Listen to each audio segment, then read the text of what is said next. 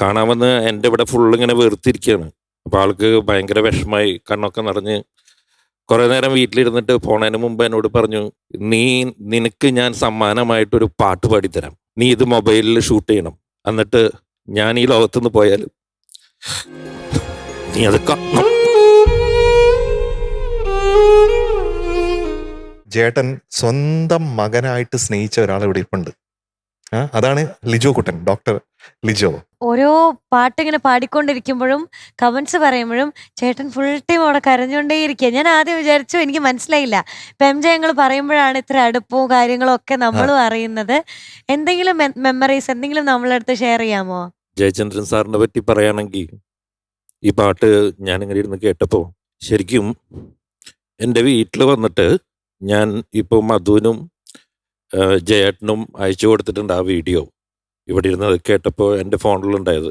ദൈവനിയോഗം പോലെ എൻ്റെ അടുത്ത് വന്നുപെട്ട ഒരാളാണ് ജയചന്ദ്രൻ സാറ്. എന്നെ മകനെ പോലെ സ്നേഹിക്കും. സാറിന് ആവശ്യമായ ഒരു നേരത്താണ് ഞാൻ സാറിനെ കണ്ടുമുട്ടിയത് ജീവിതത്തിൽ. എപ്പോഴും വണ്ടി ഓടിച്ച് എൻ്റെ വീട്ടിൽ വരും. ഒരുപാട് നേരം എൻ്റെ വീട്ടിലും ആശുപത്രിയിലും സമയം ചിലവഴിക്കും. രാവിലെ വന്ന വൈകിട്ടൊക്കെ പോവുക. ഒരു ദിവസം ഞാനിങ്ങനെ പെട്ടെന്ന് എനിക്ക് കഫ് സിൻകോപ്പ് വന്നിട്ട് ഞാൻ ഓർമ്മ പോയി വീണ് എനിക്ക് എൻ്റെ ലെഫ്റ്റ് സൈഡ് പോയി ഇടിച്ചിട്ട് ഭയങ്കര എഡിമയൊക്കെ വന്നു. അപ്പോൾ സാറ് ഇതറിഞ്ഞപ്പോൾ കാണാൻ വന്ന് എൻ്റെ ഇവിടെ ഫുള്ള് ഇങ്ങനെ വെറുത്തിരിക്കുകയാണ്. അപ്പോൾ ആൾക്ക് ഭയങ്കര വിഷമായി, കണ്ണൊക്കെ നിറഞ്ഞ് കുറേ നേരം വീട്ടിലിരുന്നിട്ട് പോണതിന് മുമ്പ് എന്നോട് പറഞ്ഞു, നിനക്ക് ഞാൻ സമ്മാനമായിട്ടൊരു പാട്ട് പാടിത്തരാം, നീ ഇത് മൊബൈലിൽ ഷൂട്ട് ചെയ്യണം, എന്നിട്ട് ഞാൻ ഈ ലോകത്തുനിന്ന് പോയാൽ നീ അത് കാണണം.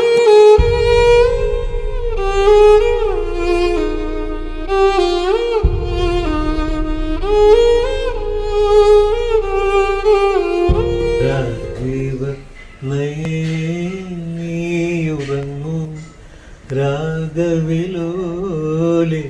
നീയുറങ്ങൂ, ആയിരം ചുംബന സ്മൃതി സുമങ്ങൾ അധരത്തിൽ ചാർത്തി നീയുറങ്ങൂ, അധരത്തിൽ ചാർത്തി നീയുറങ്ങൂ.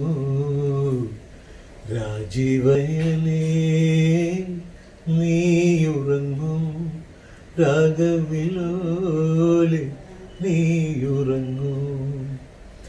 ഉറങ്ങുന്ന ഭൂമിയെ നോക്കി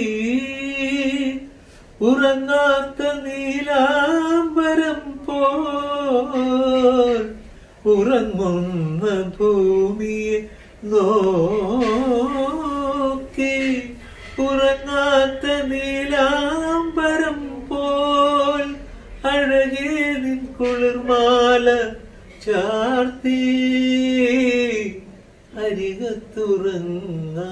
അരികത്തുറങ്ങാതിരിക്കാം.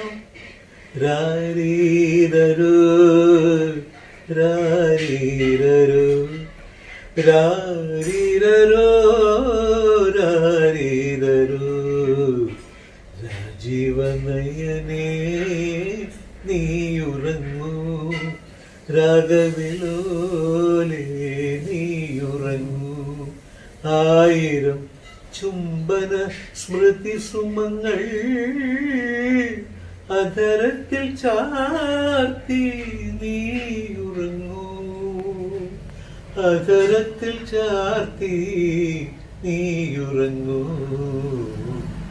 രാജീവനയനേ നീയുറങ്ങൂ, രാഗവിലോലെ നീയുറങ്ങൂ.